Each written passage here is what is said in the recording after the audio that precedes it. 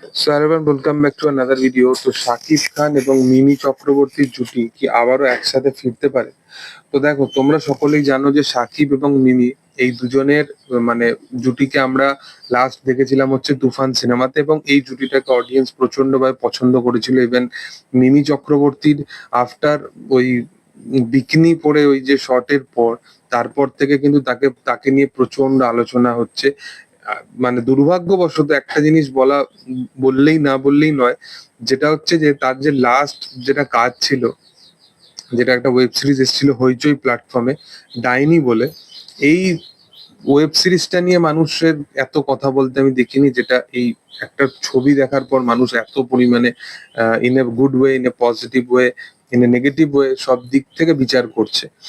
তো এটাই হচ্ছে ব্যাপার। তো যাই হোক, সেটা নিয়ে আর আমি ডিটেলসে কথা বলতে চাই না। তবে ডাইনি সিরিজটা এত ভালো কাজ হয়েছিল, এবং বাংলায় দাঁড়িয়ে একজন ফিমেল অভিনেত্রীকে দিয়ে, একজন ফিমেল প্রোটাগনিস্টকে দিয়ে এত সুন্দরভাবে লেখা একটা গল্পের ওপরে তারা যেভাবে অ্যাকশন দেখিয়েছিল, যেভাবে একটা ভালো থ্রিলিং কাজ দেখিয়েছিল। লোকে বলে বাংলায় ভালো কাজ হয় না, তাহলে ডাইনি ছবিটা একবার গিয়ে দেখুক, এবং মানে সিরিজটা একবার গিয়ে দেখুক, হইচইতে অ্যাভেলেবেল আছে। তারপরে মিমিকে নিয়ে আলোচনা করুক, মিমিকে নিয়ে ডিসকাস করুক। আমার মনে হয় যে সেটা ফেয়ার হবে। সে অ্যাজ এ অভিনেত্রী কতটা ভালো সেটা দেখা উচিত আগে। তো যাই হোক, সেটা আলাদা কথা। তবে মিমি চক্রবর্তী এবং শাকিব খানের জুটিকে অডিয়েন্স খুবই পছন্দ করেছিল যখন তুফানেতে তারা একসাথে এসেছিল, এবং তুফানে একসাথে আসার পর অডিয়েন্সের এটাই ডিমান্ড যে যেন মিমি চক্রবর্তীকে আগামী দিনেও কোনো বড় প্রজেক্টে তারা যেন একসাথে কাজ করতে বা একসাথে দেখতে পায়। তবে তোমাদেরকে বলে রাখি যে মিমি চক্রবর্তী এবং শাকিব খানের ছবি আপকামিং দিনে আসবেই আসবে।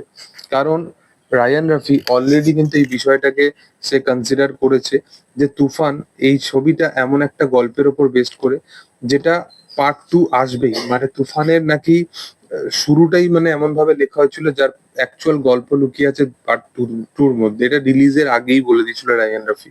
তো পার্ট 2 আসবেই, এবং সেই ছবিটাতে তার গুরুত্ব কতটা এবং সেই চরিত্রটার গুরুত্ব কতটা সেটা তোমরা জানো।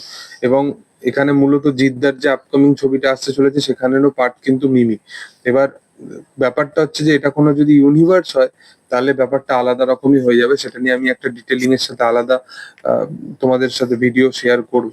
তবে এখন যে প্রশ্নটা হচ্ছে যে মিমি চক্রবর্তী কিন্তু রায়ান রাফির আপকামিং যে প্রজেক্ট গুলো আসছে সেটার কিন্তু নেক্সট প্রজেক্টে কিন্তু মিমি পার্ট হতে চলেছে, যেটা লায়ন বলে। দেখার তুফানের মতো তাকে সেই ক্যারেক্টারটাই হয় কি, নাকি অন্য আদার্স কোনো আলাদা কোনো চরিত্র হয়, সেটা হচ্ছে দেখার। তবে যাই হোক, তোমাদের কি বক্তব্য এই বিষয় নিয়ে সেটা তোমরা অবশ্যই কমেন্ট সেকশনে জানাতে পারো। ভিডিও ভালো লাগলে অবশ্যই লাইক করো, শেয়ার করো, সাবস্ক্রাইব করো চ্যানেলটাকে, পাশে থাকা বেল আইকনটা অবশ্যই প্রেস করে দিও। Thank you, by.